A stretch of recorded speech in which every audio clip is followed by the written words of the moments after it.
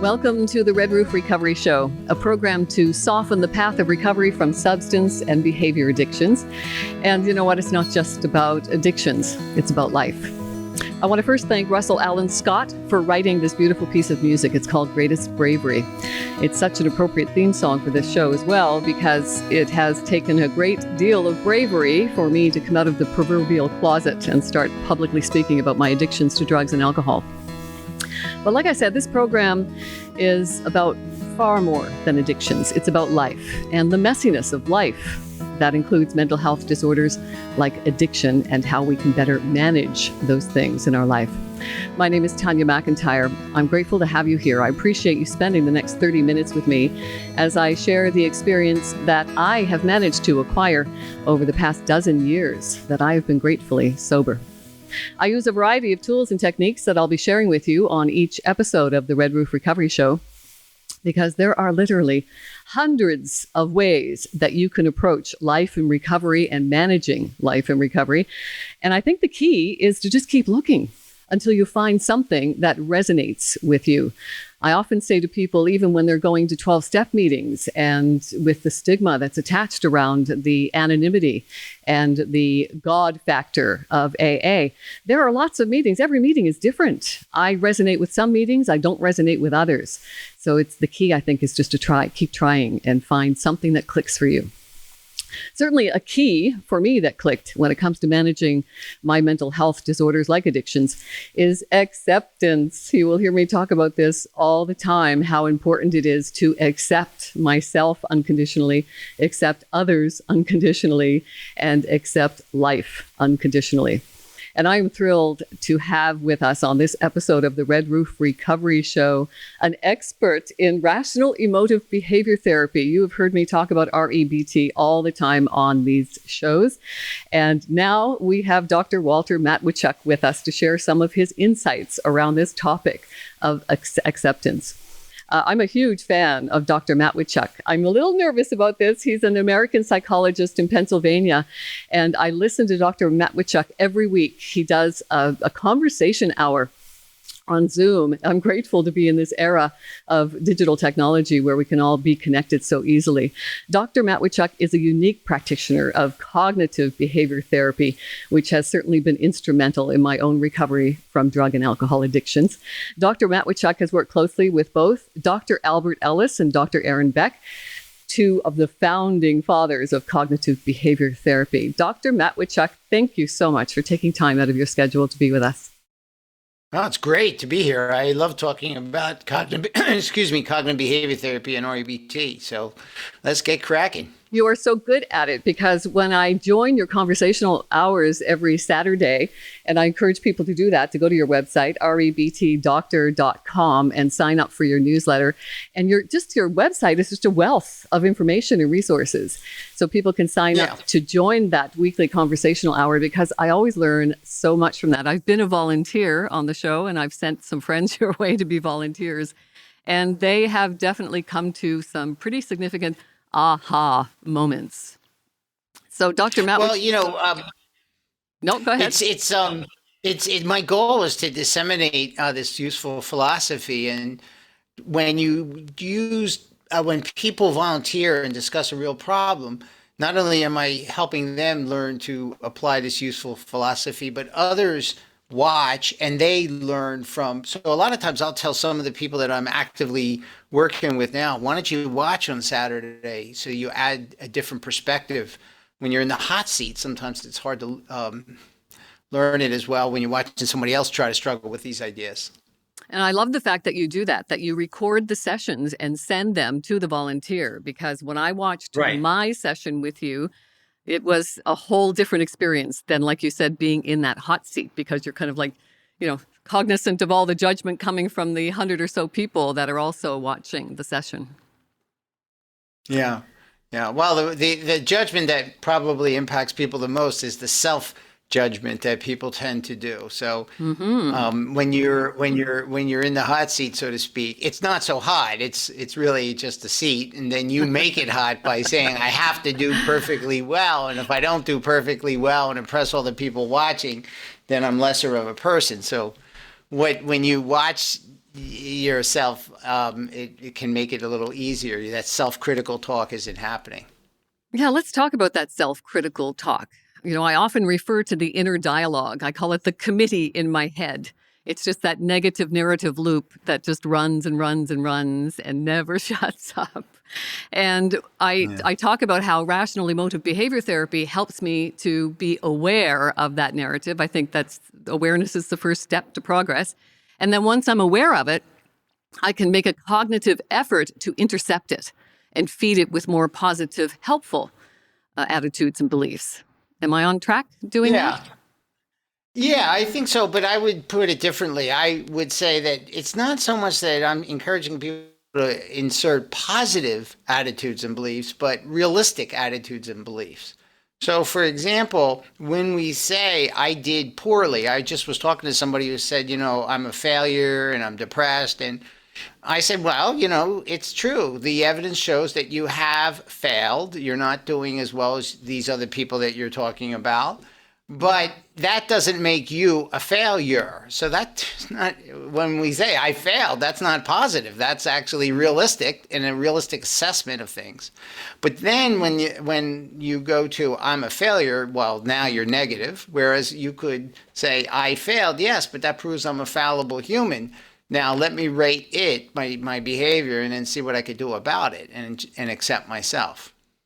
Now, So I'm not teaching people positive thinking so much as realistic thinking. Realistically, you're a fallible human. Mm-hmm. Now, I'm a facilitator with something called SMART, Self-Management and Recovery Training. That is also a great program. It is a great program, isn't it? And, founded on principles of CBT, REBT. And we often talk about unconditional self-acceptance. And I love the fact that SMART recommends that we don't label ourselves in recovery. We don't call ourselves alcoholic or addict or junkie or druggie or loser or whatever the label is, because we are not our addictions. But it also says in unconditional self-acceptance that we are not our behavior. I'm wondering what your thoughts are on that. Because I think we are our behavior. Well, you see, I would disagree. I think that we are humans who behave, emote, think, feel, and so none of these different thoughts, feelings, and behaviors represent us. We have aliveness, and then we do things, and sometimes people will take a subset of what they've done. So say their self-defeating behavior of drinking to excess or something like that, and then use it to define them. And so doing that is really pernicious and counterproductive. And so I would argue that you are you and you do different things. None of those behaviors make you. Now, you're responsible for what you do. But if you say, I am what I do, then you have a conditional sense of self-acceptance, where if you say, I am a person and I do many different things and I accept myself when I do well or when I do poorly, then you have unconditional self-acceptance. And so unconditional self-acceptance is healthier because you're fallible, you're going to do poorly eventually. And if you say, I am what I do, and you then do poorly, you're going to feel pretty bad as a person, where you could say, I'm disappointed with what I've done. But that behavior doesn't represent the whole of me. It only represents a part of me, that behavior, which I did today. So it's not so much a moral failing, it's being aware of the behavior and having a willingness to correct it. And you don't have to have a willingness to correct it. In all probability, absolutes don't exist. So if you want to continue to do self-destructive behavior, that's okay. It's your life. But if you wish to live for both today and tomorrow, it would be in your best interest to either preferably slow down or eliminate your self-defeating behavior. So, no, I don't think it's a moral failing. You could drink yourself to death if you wish. It's your life. You could do with it what you want. Do you encourage people to try to answer the question, who am I? No. Because we know who you are. You're Tanya McIntyre, And I'm Walter Matweychuk. What I would encourage people to do is ask a couple of different questions like, well, what do I want to do with the one life I'm likely ever to have? And how do I want to expend my efforts in what domains of my life? How can I maximize the pleasure in my life? How can I maximize the meaning in my life? But asking who you are, in my view, is not a very useful question to ask. So when we're looking for meaning, to even maximize the meaning in our life, if people are feeling a lack of meaning, where can we start to help them find it? Well, we could start by experimenting. What gives you meaning and what gives me meaning are probably very different things.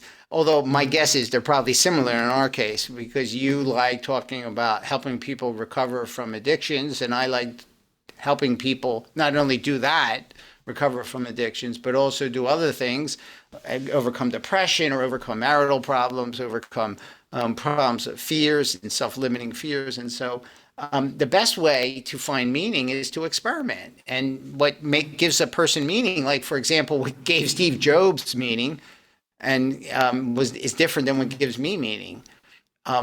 His meaning was expressed through the development of technology. So experiment. It doesn't. In REBT, we call this vitally absorbing interests. I like to call them missions.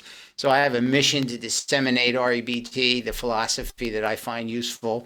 But other people might have the mission of working with the homeless, or have the mission of saving animals, or have the mission of persuading people to pick up litter. It doesn't matter. Or have the mission of building a business, or political activism, or or you could have multiple missions. So the best way to figure out is to experiment. If I had more time, I would experiment with painting and music and learning to play the piano. But I don't have more time, so I don't do those experiments. But I would say if you want meaning, experiment with what you think will give you meaning, and then see if it does. If it doesn't, do another experiment. Try something else. Yeah, I think that's important to open ourselves to the diversity that's offered. And I love the fact that you mentioned the VACI, the VACI. SMART uses that as well as one of their tools, the vital absorbing creative interest. And when we're encouraged to actually explore those interests and rate them, for instance, so something like rock climbing, I put that on my list. So I rated it. I thought I might like it. From a scale of 1 to 10, 1 being least likely to like it and 10 being most likely to like it. I thought I might range maybe 2 or 3, because I can't imagine, because I don't have upper body strength to pull myself up a wall to begin with. But people seem to really enjoy it, and it looks like a lot of fun. So I wanted to go out and try it. And I went out and tried it, and definitely if there was a 0, it would be a 0 for me, because after I tried it, it's like it has absolutely no level of fulfillment and joy for me at all. It was just a lot of work. And I also didn't like... And you could either jump to the conclusion that nothing will give you meaning, or you could do another experiment and try painting or piano or dancing or tango or whatever. Exactly. Or helping the homeless, or picking up litter, or political activism, or it doesn't matter what it is. As long as it's not antisocial and self-destructive, your vitally absorbing interest or interest will be different than mine. And the way you discover them is by doing them. So we're hearing a lot When I was a kid. When you were what? When I was a kid, I used to play a lot of baseball, and I would do that all the time. But now I don't do that anymore. I used to run marathons. I don't do that anymore. So what you do at one stage of your life for vitally absorbing interests are different than what you do at another. Yeah, my philosopher dad always said, learn to love all that you are and resign with good grace all that you're not. So I like the fact that you keep reminding us that we are fallible humans, always in flux. Yeah, I think of people like puzzles, like a 5,000 or maybe even more than that, a million-piece puzzle. And there are all these different parts, and you pick a few of the parts that you want to work on, and you might like some other parts, and then you work on the parts. But the whole is unrateable because it's too many parts, it's complex, it's it's in a state of flux. And really, people try to do it, but that's just sloppy thinking that ends up leaving you anxious or depressed. How much are the cognitive distortions a crucial element when it comes to rational emotive behavior therapy? When I'm going through group exercises, I like to. They're really down. I'm sorry. I like to compare the thoughts that people are having, and they're called irrational. I prefer to call them unhelpful because I think when we're having the thoughts, it's rational to us. So to call it irrational is not helpful in the beginning, but we need to examine the thoughts that we're having around certain adversities in life. And I find the best way to examine the thoughts around adversities is to compare them to the common list of cognitive distortions, those unhelpful beliefs like all or nothing thinking and jumping to conclusions and labeling. See, I don't use those much, and I'll tell you why. Because humans have different types of thoughts. They have what are called inferences, which are or automatic thoughts, which, like, for example, I'm going to do poorly. That's an inference. It's a prediction, an assumption, whatever, a hypothesis. But then we have basic attitudes, which are deeper level cognitions. They too are thoughts. So the word thought is like a generic word, like liquid. But then there's coffee, there's tea, there's cola, there's beer, there's wine. And so there are all different types of thoughts. And the cognitive distortions that you're referring to, that list of them, they're useful for targeting to change. Black and white thinking, fortune telling, magnifying, minimizing, personalizing, emotional reasoning. All those things are useful. But in my view, they're not primary. They're a product of deeper level cognitions. Like, I have to do ideally well, you have to treat me nicely, and the world has to be a safe, easy, and predictable place. And so it's from these deeper level cognitions that these inferences, these cognitive distortions tend to result. They stem from them. But I actually, as an rational emotive behavior therapist, go for the deeper level cognition. So I look past the I'm going to fail, which is an inference, and go to the deeper level cognition, I have to succeed. And then I talked about that idea that, well, do you have to succeed? And if you don't succeed, what does that mean? It means you're a fallible human. Whereas when you're talking about cognitive distortions, you're talking about higher level inferences, which it's kind of like pulling out the dandelions on your lawn. Unless you get deep down and pull out the root of the dandelion, the thing will grow back. And so the thought, I'm going to fail, is going to come back unless you get to the bottom, which is I have to succeed. Different levels of cognitions. And cognitive therapists, a la Beck and Burns, will get to them. But they'll get to them later on rather than REBT really starts at that deeper level. And then as an afterthought, we go back and say, well, is it really likely that you're going to fail? But you see, by assuming it to be temporarily true that you will fail, it allows you to look past that to the deeper level cognition.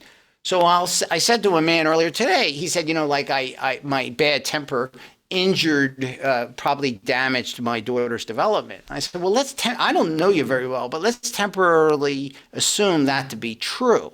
Now, how are you making yourself feel guilty, and does the guilt help you? Well, the answer to the guilt helping him was no, and then the attitude that was leading him was, well, because I damaged my daughter through my expressions of anger and played my roles of father poorly, I am lesser of a person. So we used the inference to kind of take a deep dive down for the core problem, which was this idea that I have to play my role perfectly well or else I'm lesser of a person. Yeah, guilt and shame seem to be common threads in recovery circles. I hear it all the time. And, we have a couple of exercises to work through on it because, sometimes there can be helpful guilt.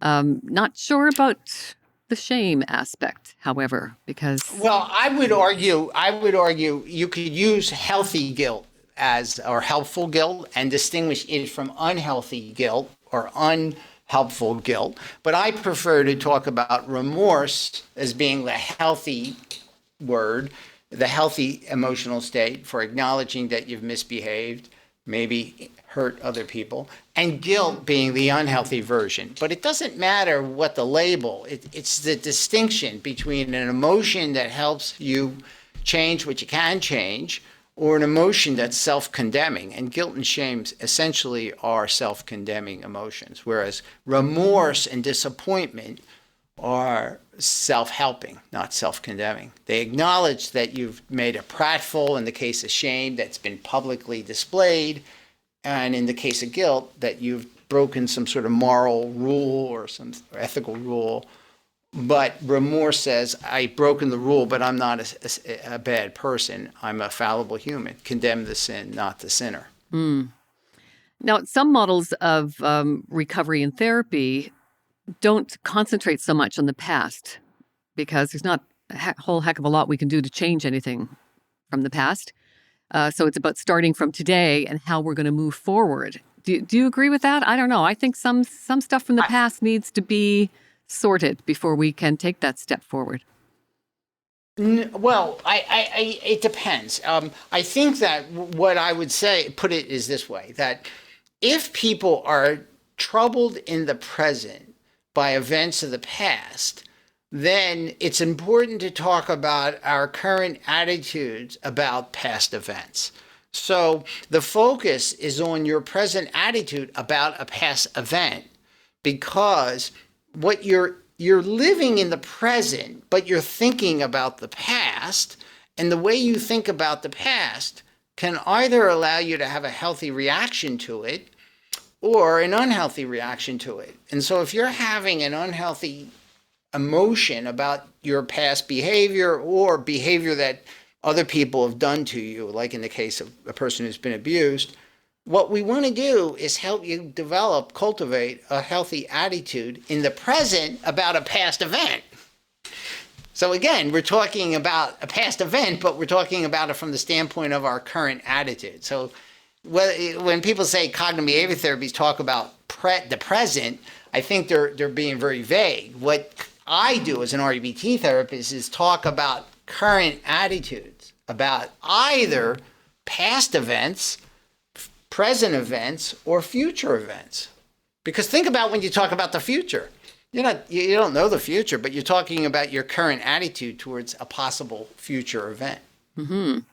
Well, there's a saying, isn't there? If you want to have anxiety, get yourself a future. If you want to have depression, get yourself a past. Because that seems to be... I would say I would tweak that a little bit. Okay. I think you're right. Anxiety is a future-oriented emotion, and depression is more of a past-oriented emotion. But the fact of the matter is that it's get yourself an attitude about the future or an attitude about the past that then creates anxiety or depression. So it's the attitude in the present that dictates how you feel about the past or the present. So it's about dissecting our attitudes and doing thought processes to reframe that attitude and belief?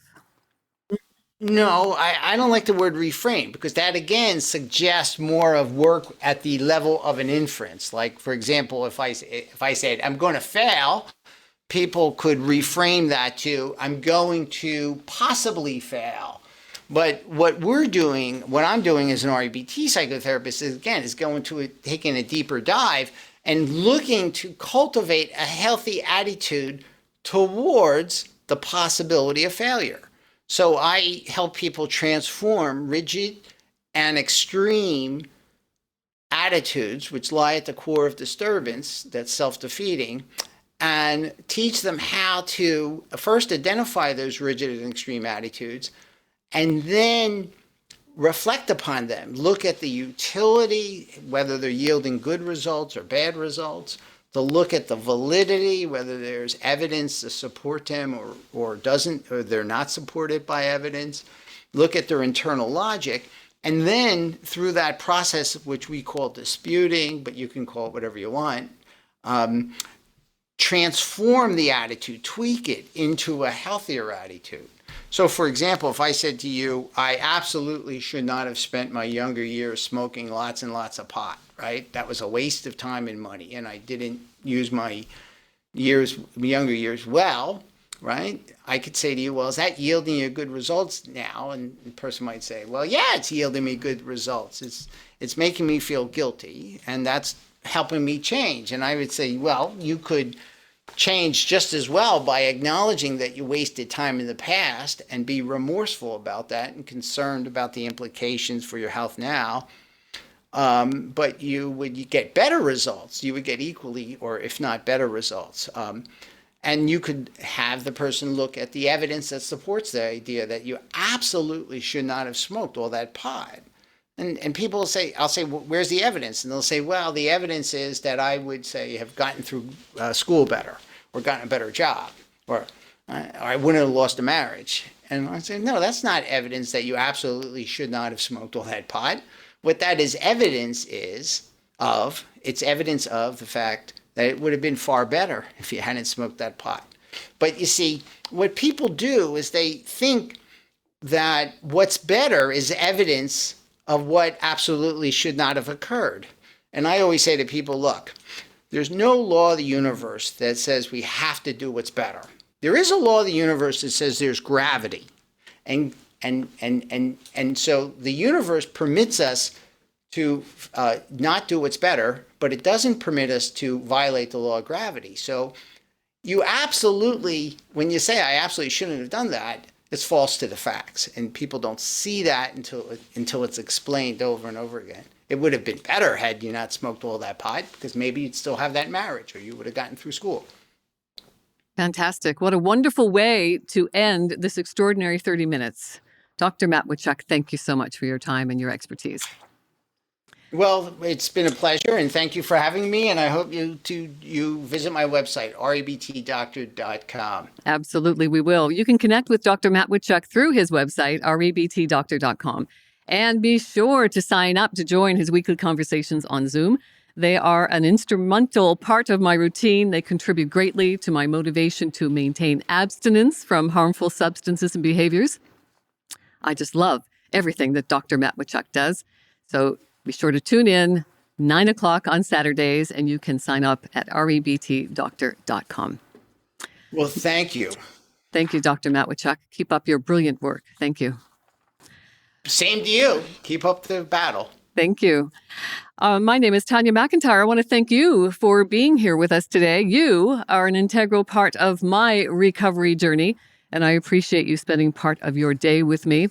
I've authored a couple of books. Please look them up. They are in honor of my philosopher dad, Mindful Wisdom from my philosopher dad.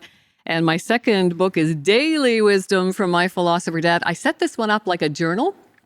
So I encourage you to have a look at the inspirational messages every day, and then write your thoughts and intentions for the day. In my experience, the power of words is extremely powerful. The power of the written word, when we get all the senses involved with the writing, that can be magical and sometimes life transformational. It certainly has been for me. My wish for you is to always live fully, laugh often, love always, stay mindful, and as positive as possible. Remember, there's great power in knowing that the only thing we can control in our life is ourselves. So let's remember to talk to ourselves like we talk to our best friends. May the force be with you. And remember, you are the force.